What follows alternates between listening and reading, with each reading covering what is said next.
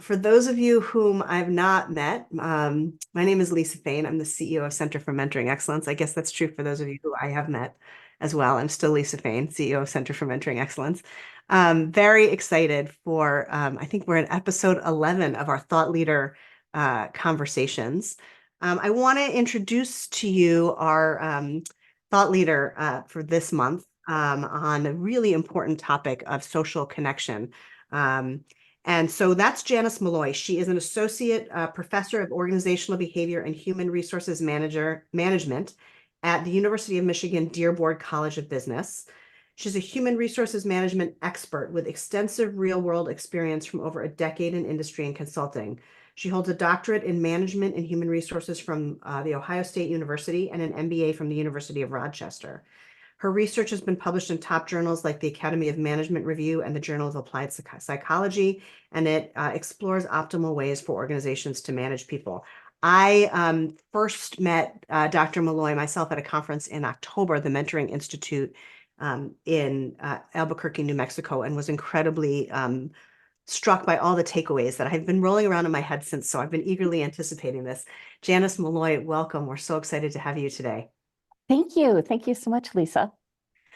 So let's just dig in because your research focuses on the intersection between mentoring and social connection. And I'd love it if you could elaborate on how those two concepts intertwine and what is their significance in personal and professional development. Sure. A few things come to mind. One is, I think sometimes we forget that we are all social beings. And in the literature, we're even starting to be referred to as ultra social beings. And I think sometimes we underestimate just how important a factor that is throughout our lifetime. So I think one factor is the fact that we're social beings. And the second thing is that people typically spend from 25 to 30% of their entire life involved in their occupation, either education or work itself. So we're social beings. This is a substantial part of our lifespan, and therefore it's important for us to talk about. Yeah. I know you've done extensive research in this area, and I'm hoping you might be able to talk a little bit about what are some of the findings from your research that highlight the impact of social connection on mentoring relationships, especially as it relates to an individual's growth, learning, success, so forth. Yes, so research for decades has found that mentoring has important implications, not only for the mentee or the person being developed, but also for the mentor. And research on this has been consistent for decades. In terms of directions that I see the research going, is really perhaps coming to this point that without relationships, that there isn't growth. And so one view being talked about in the literature now is, could it be that if we weren't in relationships with others and if we weren't being social, that we wouldn't grow either personally or professionally? So that's called a relational view of human growth. So talk a little bit more about how that how does that manifest and how does it impact our own careers and our own development? Yeah, it's important in a lot of ways.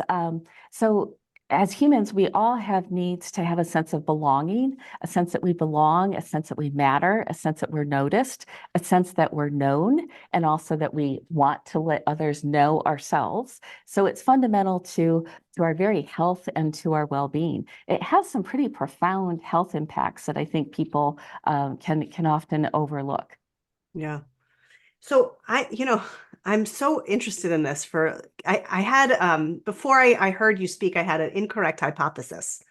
Okay. And I'll tell you what that was. And then Let's do it. I'll tell you and then you can tell me how I was wrong, because I learned that from you before, which is, here we are in an age where we can connect through Zoom.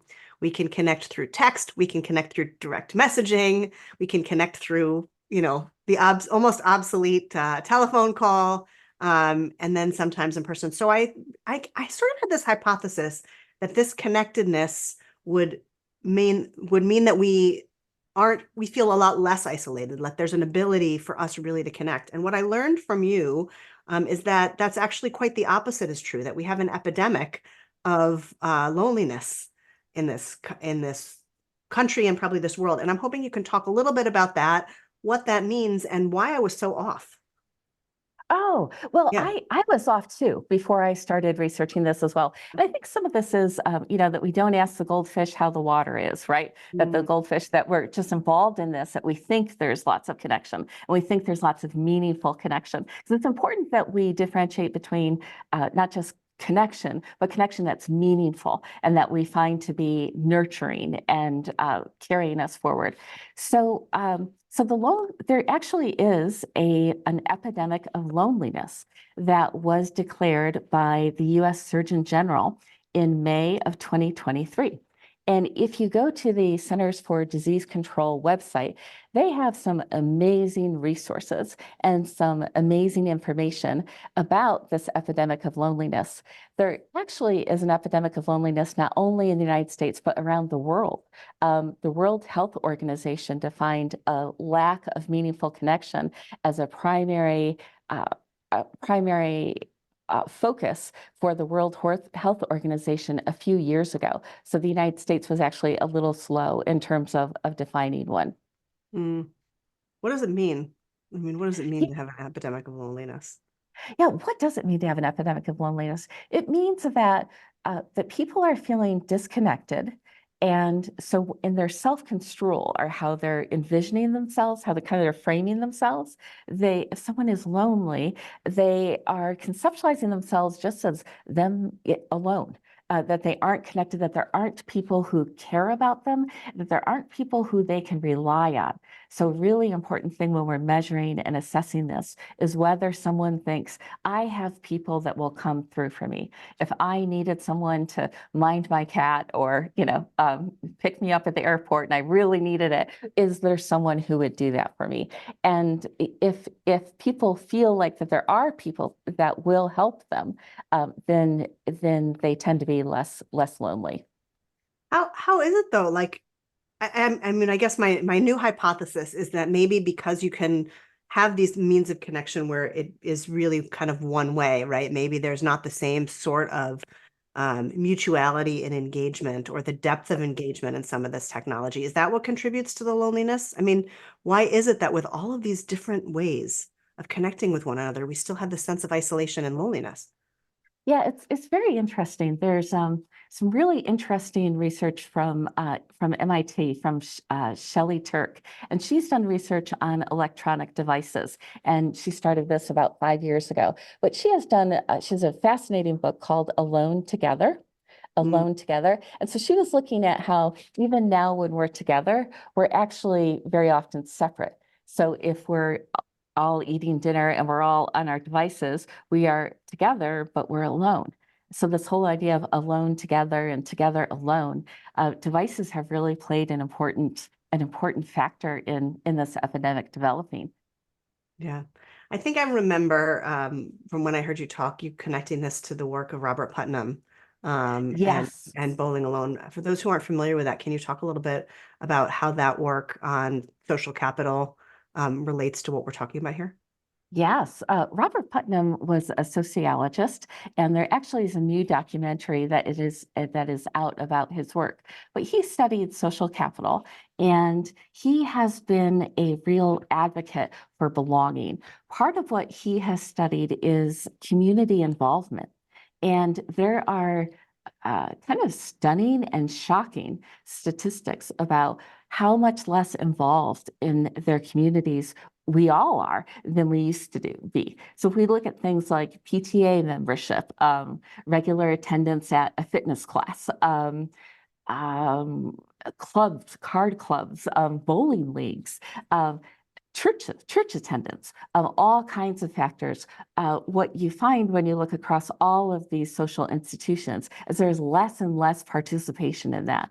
So Robert Putnam has a movement now about joining, and he talks about how important it is that people join something. It doesn't matter what you're joining. You could join a euchre club, you could join a book club, you could join a neighborhood watch group, you could join bingo, you could go to church or a temple or whatever it is, but just joining something because this downward pattern in community involvement, which started long before the pandemic, has had a pretty profound impact on this loneliness epidemic. And something that I didn't understand, and I think a lot of people also miss, is that we were headed towards this loneliness epidemic before the pandemic.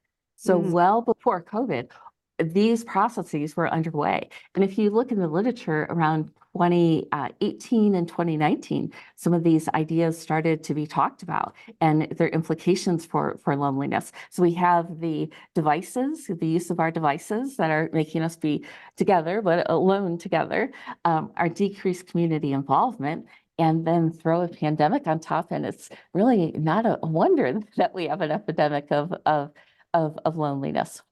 Yeah. Sometimes I like to use the word of meaningful connection rather than loneliness. So there's kind of a lack of meaningful connection. People are left desiring having more meaningful connection. Yeah. Well, I want to make the bridge to mentoring because I think that there's so much richness in the work and the research that you've done that relates to this field that the folks on this call are so passionate about, which is mentoring. So as you think about social meaningful connection, social isolation and loneliness, what have you, how should we be thinking about how mentoring relates to that? What does it mean for mentors? What does it mean for mentees? And significantly, what does it mean for organizations as they start to take this into account? Those are all really, really good questions. Yeah. Something that I'm starting to look into is I'm really starting to look into the counseling psychology literature and what that tells us. A lot of that was developed for romantic relationships, but is applicable across different types of relationships. So if we think about John Gottman, who's done a lot of work on coupling and pair bonds, some of his work, for example, he says that for every negative interaction, that there need to be at least 5 positive interactions to overcome that for a relationship to remain stable. So I think that would be an example of us thinking about really being very intentional and thoughtful about what our balance of comments and interactions are. I think that's one example. I think a second way to think about it is there is a lot of talk now going on about repair, about rupture and repair, rupture and repair. And really this idea that mentoring relationships and in all relationships, there are going to be ruptures. There are going to be disconnections. But so that's going to happen. But what's really important and a skill for mentors and mentees to really work on developing is repair. How do we repair? And how do we come back and form those bonds? And I think we have probably all had a lot of personal experiences where we've had ruptures in our relationships, and after some tough conversations and things, in the end we ended up feeling closer to that person than we ever did. But so we need to bring those same lenses and those same tools and that same kind of thinking into our mentoring relationship. Yeah. Any tips for how one does that? Yeah, I really think kind of this golden ratio that I mentioned of having at least 5 positive interactions for every 1 kind of negative interaction can be pretty profound in terms of changing how connected someone feels to each other. And a very important thing in this research is that the connections don't need to be a lunch or a coffee or a 5-minute conversation or an interaction. It can just even be a text in terms of thinking about you, how'd the meeting go, how are the exams, or just even these brief kind of interactions can create a sense of connection. Yeah. I And love I that. think, yeah, yeah. Yeah, and it's something I've been thinking about a lot. It's called the therapeutic alliance in the psychology literature. So it's called the therapeutic alliance. And a shocking percentage of the effectiveness of counseling, so why counseling works and the positive outcomes that we see in patients and clients there, a shocking percentage of that comes from something that's called the therapeutic alliance. And what the therapeutic alliance is just the client knowing that there is someone out there who's on my side, that when I tell them what's happening and what's going on, in my day and what my troubles are, that they're going to take my side. that this counselor is going to take my side. They're going to see it from my perspective. They're going to understand me, and I'm going to feel connected to. I'm going to be known. And so I think a way that I've been thinking about this is I don't think I really realized how profound the mere existence of a mentoring relationship can be. I think that could also be seen in that same kind of way in terms of having a therapeutic alliance. So I know in interpersonal relationships, there's things about defining the relationship, right? How are we defining this relationship? What it brings out to me is that perhaps defining the mentoring relationship and saying, yeah, I'm your mentor. Because I think sometimes these situations can kind of naturally evolve, but without having kind of a naming the relationship, how are we going to name this? And naming that for someone, I think is important. Yeah, I love that. I'll talk a lot in our workshops about the importance of benevolence, right? In trust building, of Yes. recognizing, which is I think maybe that's just another word for this idea of a therapeutic alliance. So really a mentee knowing that Yes. there is a mentor who has their best interest and the best interest of the relationship Yes. at heart in what they do. And so thanks for connecting those dots for me. That's really, really powerful. I want to go back to what you said in terms of the 5 positive interactions to 1 negative interaction, because I think that that's something really practical. That's a really good takeaway. Before we do that, I just want to acknowledge Susan has a great comment Oh, great. in the chat that I want to just call out for those who are watching this in the rerun, so to speak. She says, I find this really interesting for broader implications. Working in student support programs for underrepresented students in STEM for many years, we've been looking at the research that says standardized test scores are less of an indicator of degree attainment, that it's more about being connected to community that's the strongest indicator of success. Wow, super powerful. What are your thoughts on that, Janice?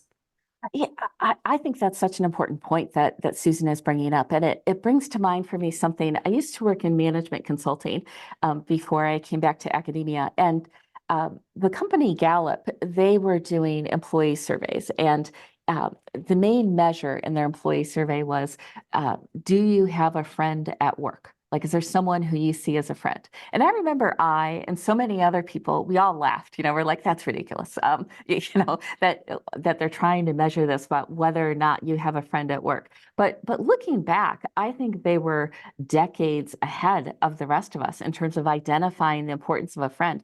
To Susan's point, the research has found in terms of students continuing to persist on to graduation and finishing degrees, or if they have left a degree program because of life happening, the potential that they'll come back is whether or not there is one person who they think cares about them. Hmm.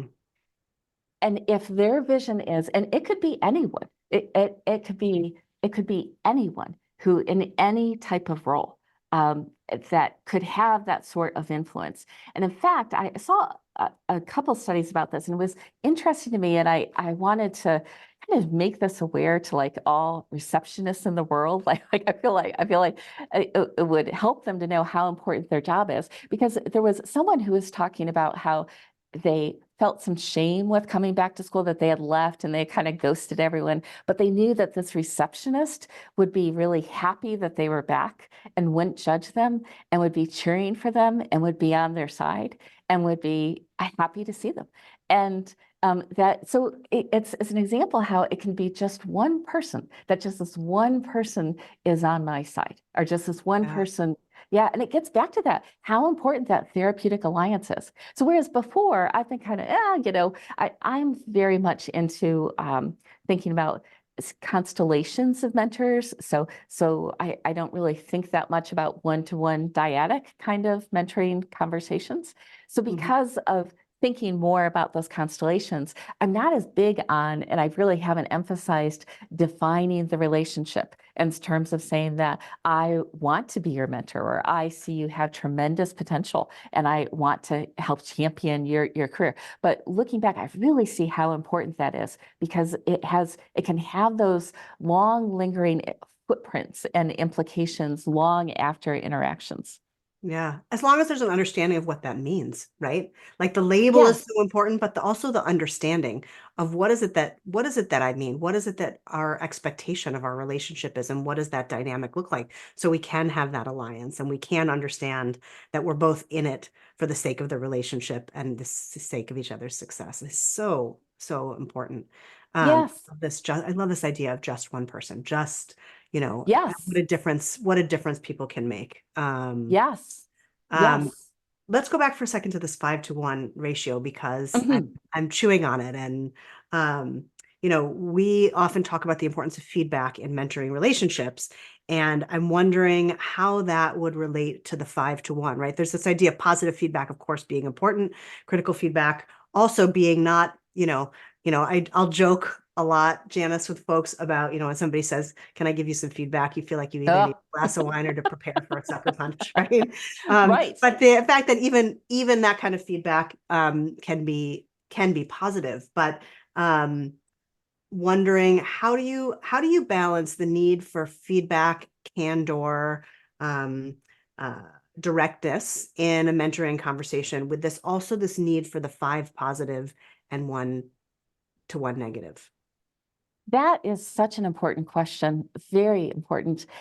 Something that goes through my mind and that kind of surprised me about this. So there's been research about the patterns of interactions. And so if we look over time at the patterns of interactions and count them as either negative, neutral, or positive, and think about how people view and define that relationship. So do they see it as affirming and something that is helpful to them? In terms of the ratio, it can be just observations. It can be just checking in. So how are you?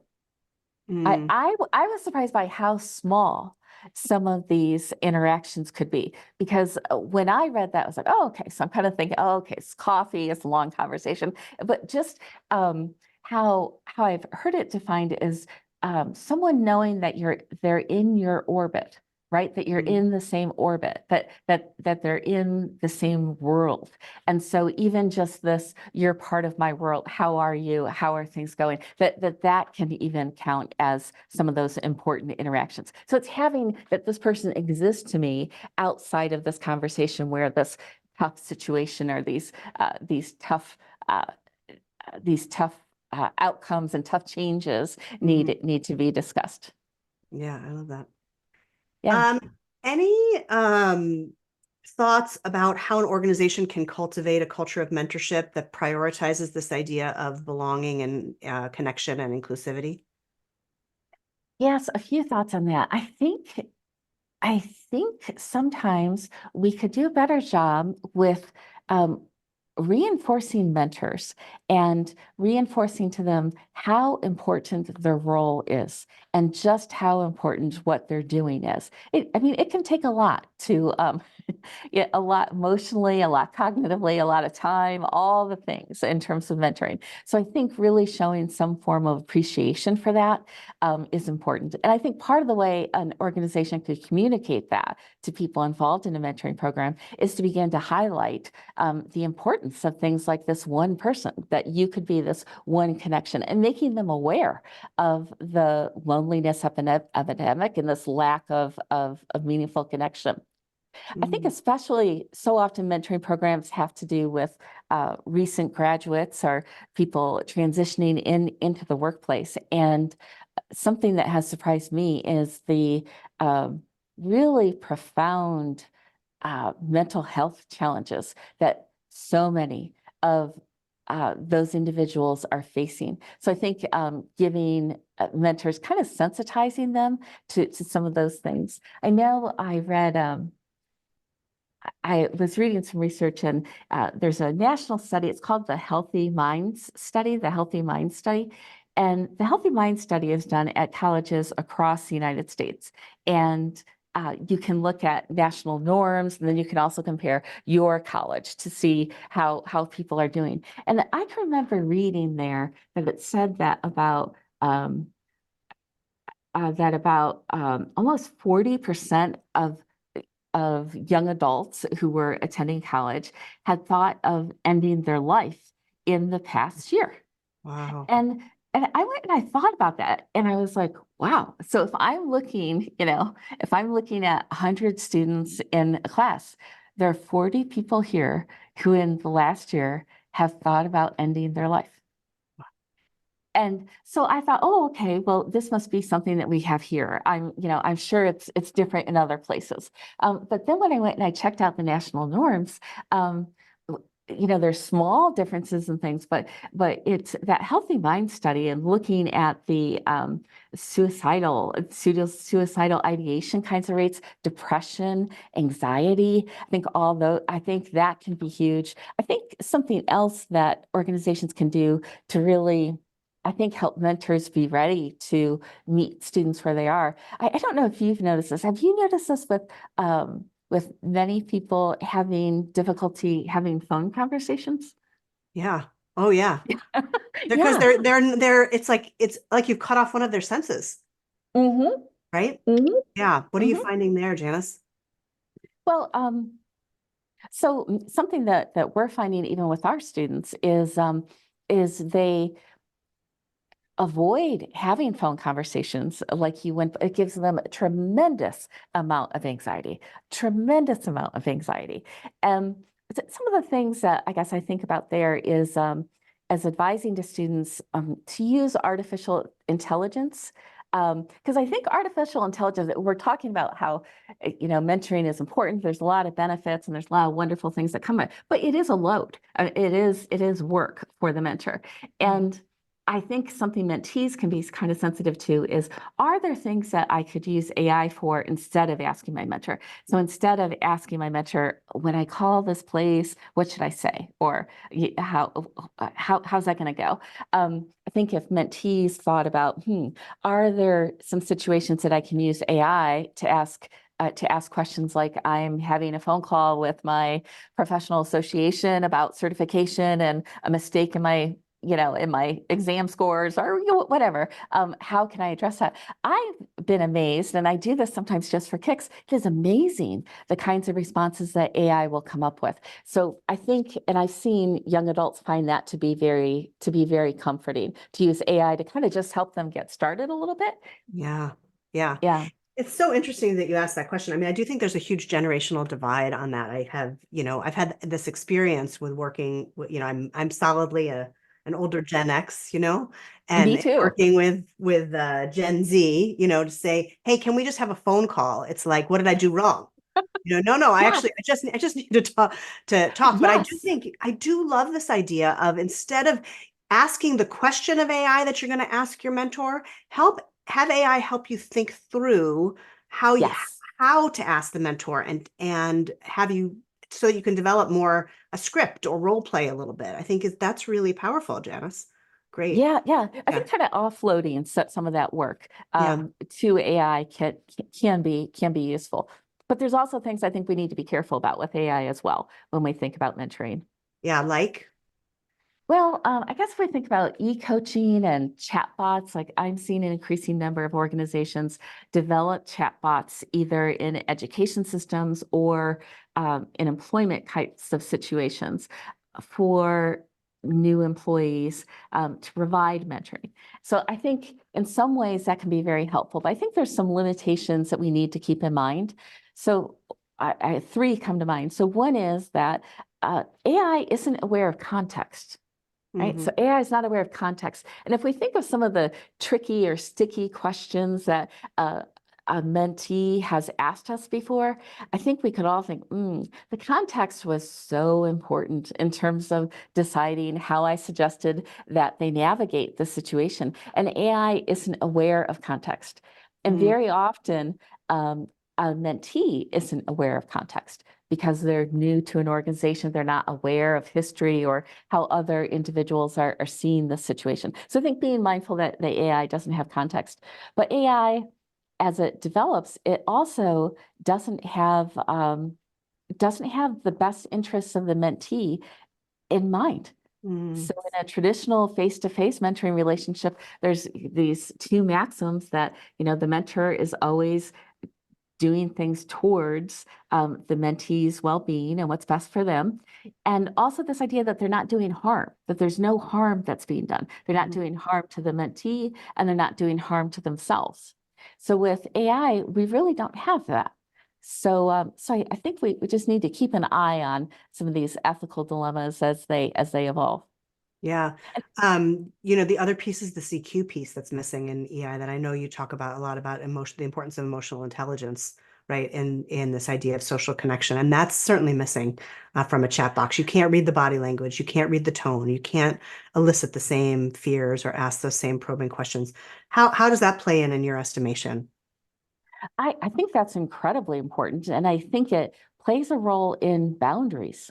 So Mm, if we think about a traditional mentoring relationship or in the usual world between a human mentor and a human mentee, boundaries and the maintenance of boundaries and clarity about what is confidential and what isn't confidential and what's described and how it's shared. And there's an awful lot of infrastructure around this idea of boundaries.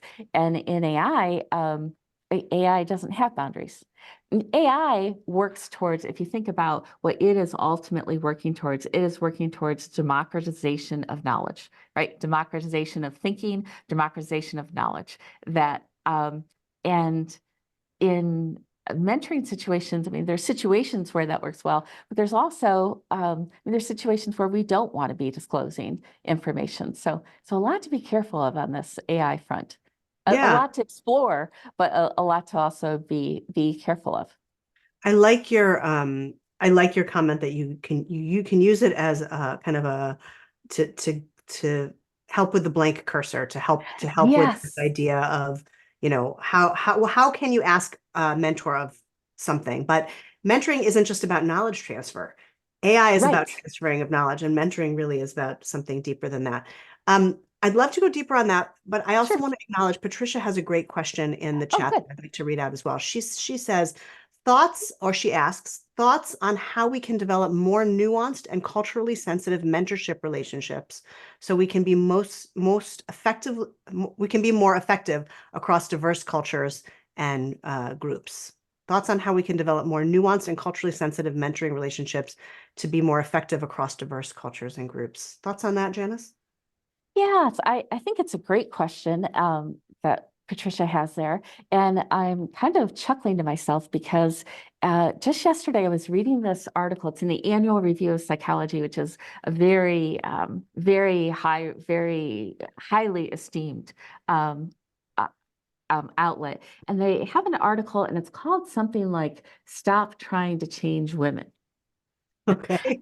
It's not, which for an academic outlet, especially of one of that kind of esteem, is very unusual. So, but what they were talking about there was that sometimes in mentoring relationships that we're thinking about changing someone, right? That we're thinking about that either they don't have awareness of this other world that exists out there. They don't know that they could be an engineer or be an executive or whatever it is. Um, so there can be this that we're trying to create, or we're trying to create motivation towards these other things, which is effectively trying to change them. Or the other thing could be skill building in terms of that we're thinking their current skills are inadequate. And kind of the gist of the piece, I thought it was very interesting, was how about just accepting that some people have different values and that they have different outcomes that they're interested in. Um, Hey, have you heard about or done much with I think it's called the critical mentoring, the I've heard critical about it, but I mentoring? don't know. I don't know a lot. Say more. Yeah, I think it's an interesting thing to kind of Google and think about. So critical mentoring is focused on, I think it's relatively recent. I haven't heard a lot about it, but what it's trying to get at is is really exactly what Patricia's question is, which is how can we connect with diverse groups and honor their differences. So if you look at critical mentoring, and there's some kind of institute for critical mentoring, and they have they have some resources that would be guidance for mentors about how to work with people who are fundamentally different from them. Mm. And how to kind of tee that up with mentors and help them interact with mentors in ways, with mentees in ways that respects their unique situation, their unique worldview, and doesn't try to make their goals and their values and their desires the mentors. So I think that that is a very interesting idea there. How do Yeah. we do that? I think so too. And also, recognizing that when you're talking about adults, which is what we're talking about here, that people come to mentoring with the wholeness of their identity, right? Mentor and mentee. And the key skill for a mentor and a mentee is really to get curious about that in a way that recognizes, as you say, the motivations might be different, the values might be different. Certainly the identity might be different. And instead of treating that as a third rail that we don't discuss, is really getting curious about that as a way to create that belonging. An amazing comment here too, Janice, Yeah. from Soné that I'm going to read. It's very thought-provoking as well. I'm still stuck with the idea of, quote, just one person. As much as I love it, I also ponder, are we limiting ourselves? Also, just one person is contradictory to the Yes. notion of a constellation of mentors, especially in a more diversified world where you as a mentee could be very different from your mentor with regard to race, gender, sexual orientation, ethnicity, immigration status, et cetera, et cetera. How is it that one person fills the role of other developmental relationships that you can get through, say reciprocal, peer, horizontal, and reverse? Would love to hear your thoughts on that, and I have some as well. Oh, great, great, great, great. It's a really important point, and I'm glad that we're going back to this. So the research on the just one person, or this idea, it ties to the idea of when we were talking about the therapeutic alliance, and that is that a substantial benefit that someone in counseling gets is simply the knowledge that there is someone in this world who is going to see things from their perspective, who is on their side. And so when I talk about the just one person, and I'm thinking of it more in a meaningful connection kind of way, in terms of that there is at least one person. Maybe it's more at least one person instead of just one person. And that's a very important clarification, that there's at least one person, or even one person who will understand how I see this and be on my side. Yeah. Yeah. Susan says maybe the interpretation is that just one doesn't mean only one. Yes, yes, I Right? think that's beautiful. Yeah, Yeah. maybe it's more than at least once. Yeah. That's such an important clarification. I'm Yeah. glad that came up. That just one person can make a difference in terms of the sense of belonging, but in terms of the sense of richness and creating a developmental relationship, that social networks are really, really important. I think that's a great transition to your work about social networks. Janice, you want to talk a little bit more about that as well? Sure, sure, sure, sure. And it's something I think I think an important point that's coming up is about the increasing diversity and magnitude of differences between mentors and mentees. And there are some tools that I really like. Her name is Esther Perel. Esther Perel. She's a counseling psychologist in New York City, and she's absolutely brilliant. And she has a conversation kit, which I know there's a lot of those around, the little deck of cards to ask each other. So Yeah. I've seen a lot of those, but she had one. Hers is so different than the other conversation kits I've seen. And there's a question in there. There were quite a few, but there's this one question that just really has stuck with me that is in that kit. And it has to do with this diversity and how do we help bridge those differences and stop trying to change women and stop trying to change people in whatever niche we want to be identifying. And her question that's in this, I think it's just profound, is what do you wish people understood about blank? Mhm. What do you wish people understood about being a female engineer? What do you wish people understood about being the only Black student in this college? What do you, I just think it's such a powerful idea. What do you wish that people understood about whatever it is? It's, That's a good question. yeah, I was really kind of struck with how Yeah. powerful that is in so many contexts, and also both ways, in terms of something that a mentee can ask a mentor. Yes. Like, Yes. what do you wish that people understood about what it's been like to have worked here for 30 years? You know? Yeah, Mhm. I just thought, and I consistently found that, and I can tell from your reaction, Lisa, that you're a big fan of hers as well, this Esther Perel in New York City. And I just thought that is so powerful. And there were other, there were, there were, I don't know, call it like 100 questions or something, but that one just really out, it's just stuck out as just so profoundly important. What do you wish that people understood? I love that. I love that in so many ways because, too often we're looking for people to educate. When we talk about difference, mentors often are looking for mentees to educate them about what their own identity is. And there's a danger in that. But what that question of what do you wish people understood is what's the relevant information that I need in order to be able to delve into this area with you, right? It's so powerful. I do love her. I actually just ordered the second edition of her conversation cards that I love Oh, so much. yeah, So, yeah, they're great.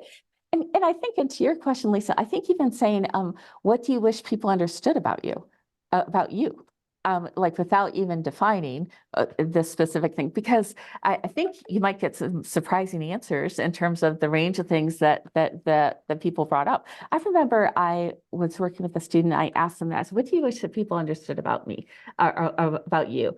And I've been surprised by the things that came up, that I was the youngest child, but I'm not really a brat, and I'm not really Mhm. that. So it's really, and this person was in a situation that I wasn't expecting that. Like I was expecting some other kinds of things, and so I think just the openness of it, of, what do you wish people understood about you? Or also, what do people misunderstand about you? Mm, I just think it really is just opening and holding a space for kind of a more meaningful connection to take place.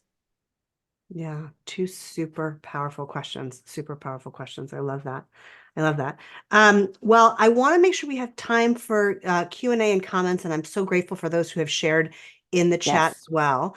Any questions or other thoughts? I know there's a lot of rich perspective of the folks who are joining today, so would love to hear what thoughts, questions are rolling around for you. As folks are thinking about it, Janice, one other thing that we haven't had a chance to talk about is, although we touched on it just briefly, is this idea of kind of a multi-generational workforce and how we can approach mentoring to create a sense of belonging and foster meaningful social connections across generations. So maybe you can just offer some thoughts as people are thinking about what questions they might have on that issue. Yes, on generational things.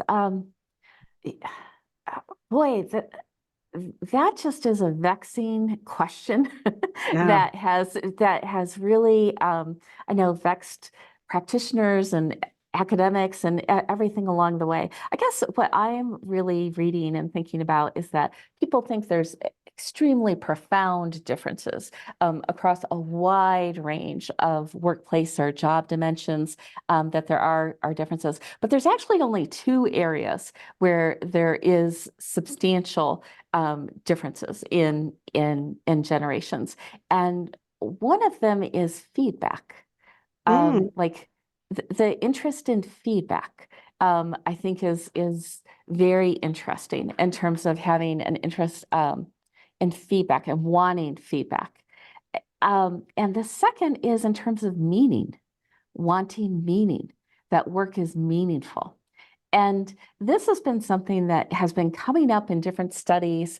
There's something that's called a meta-analysis, and that's where when something's been studied a lot of times, where different studies are combined and they kind of statistically figure it all out. And when they kind of boil and kind of distill all that down, and I think people have been surprised, and I was surprised that there aren't more substantial differences across a broader range. But it really comes down to feedback in terms of members of younger generations wanting more feedback, and not necessarily like when I hear the word feedback, I think of something negative. I probably shouldn't. But I the gist I'm getting is that that sometimes or very often that isn't always the case with younger generations. So they may not have that same idea or initial thought that's going to be negative. But the second thing is meaning, is providing meaning, that what I'm doing is meaningful, that it's important. Mm. I'm assuming that that's really tied into feedback, right? I mean, Yes. is how do you have to have feedback about the meaning of your work and how that's landing on people, and what a powerful way to a powerful thing to think about in mentoring relationships when you're thinking about whether the mentor or the mentee is a member of the younger generation, of you know giving cues about how the mentoring itself is meaningful, but how in your mentoring conversations you can use it as a way to create and uncover ways to find more meaning and purpose in your work as well. That's really, really interesting. And that meaning can even be that meaning and purpose can even be connection. How much I'm enjoying, it's called generativity, but how much I'm enjoying passing on this knowledge to the next generation. Like how, when I wake up and I go to work, I'm glad that I'm helping you navigate this landscape. That Mhm. can be useful. Yeah, two great comments in the chat. So Nay says, haha, personally, I'm a fan of reverse mentoring, having done some research in this area, and I believe this is an excellent way of bridging the generational gap, and it allows feedback in Yes. both directions. Absolutely. Yes. We like the term complementary mentoring for that same concept, but I think you're exactly right. Sine is this idea of feedback Yes. in the reverse context. And then Susan says, one of the reasons I came here today, other than loving the content you do, thank you, is that we are getting ready to launch a community cohort for our online mentoring program. We do this at the start of each semester. We promote this as a way to engage with a mentor mentee, but also a community of participants to expand their network. We utilize forums, meetups, and LinkedIn groups to foster those connections. However, we honestly struggle to get them to engage in the community aspect, looking for ideas. Thoughts on that, Hmm. Janice? Yes, I'm curious if Susan could pipe in if it is a situation where they do see each other in the physical world, or if it is completely all online. That can be. Let's see.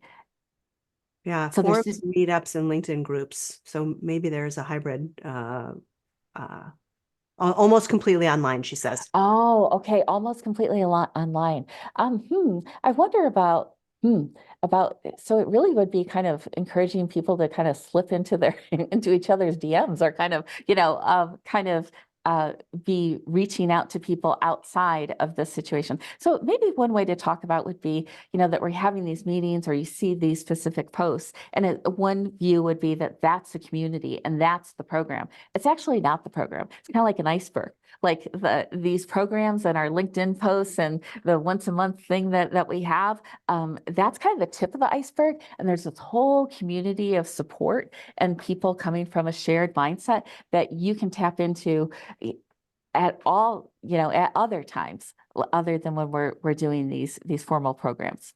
Yeah, I love that. One thought that I have too is, don't hesitate to create a cohort of mentors and mentees. And, Zoom or whatever your video conferencing platform can be great for that, where you have both large group discussions and breakouts within there. They can find their additional just one person in the community that way. But use it as a way to get feedback on the program, but also to have them explore issues or questions with one another, and then, create accountability. One of the things that we do in one of our trainings is we'll have mentors, when they meet together, identify an area that they want to be developing themselves, and then create an accountability buddy to check in a month to see how they're doing. And they can do that virtually or live. So several different ways to be able to Yeah. do that, Susan. And it's something else that comes to mind in terms of Susan's comment. And to go back to Esther Perel, I'm a big fan. She has a video that's about adult friendships and forming adult friendships. And she talks, and I think this is a fascinating question. And this could be an interesting thing to kind of pose to this community group. When Mm, is the last time you made a new friend? mm, mm. Um, and so I think this idea of maybe bringing that up or doing somehow naming this desire for meaningful connection, like, did you know that there's a loneliness epidemic in the United States? And having some conversation about that and how can we help each other and kind of turning that out to the group. I wonder if naming that might be able to help with more with encouraging more interactions beyond the formal program. Yeah, yeah. Love it. Absolutely love it. All right. Well, I want to we could go, I have so many more questions as well. I want to honor Yes, the fact definitely. that we're coming up on the hour and just share with folks how to get in touch with you, Janice. So Sure. your contact information is here. And then also encourage folks to join us on June 25th, where we're going to be actually talking about something that actually feels like it flows really nicely Yes. out of this conversation, which is hybrid communication. How do you use this idea of, remote workforces, remote workplaces? How do you incorporate hybrid communication in mentoring? And we'll be talking with Darian Fleming about that then. So any final thoughts, Janice, that you want to Oh, share with the folks who are on the call here? just thank you for coming and thank you so much for having me. And always a delight to talk with you, Lisa. Yes, delightful for me as well. Thank you, everybody. Wishing Thank you. you a good month, a happy spring for what's left of it, and going into summer. And look forward to seeing you all in June. Take care. Be well. Yeah, thank you. Bye.